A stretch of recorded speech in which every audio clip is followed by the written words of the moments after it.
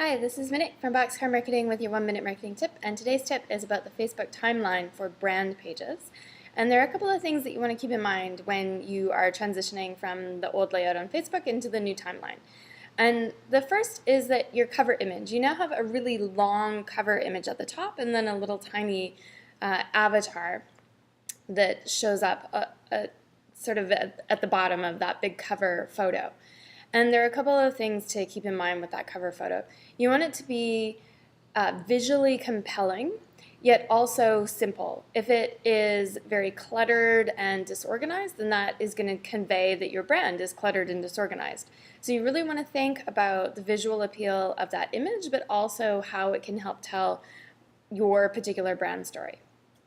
There are a couple of things that Facebook disallows you from doing in that cover image, which you were allowed to do in your profile image before on a brand page.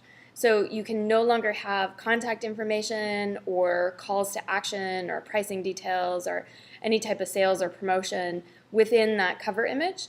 And so what that means is that you can take advantage of pinning a post. This is a new feature which I talked about in a previous episode. So you can pin a post, so it's going to show up at the top just underneath that cover image instead. So none of those calls to action in the cover image. Try using the pin instead.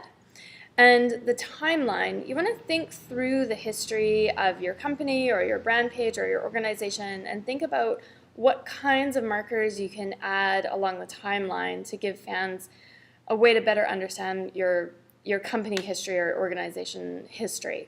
And there are a couple of big brands that have done some clever things with this. Fanta has helped their fans discover or search through the timeline by playing a little game where some characters have been caught in a time warp and you have to go through the timeline in order to sort of help find them.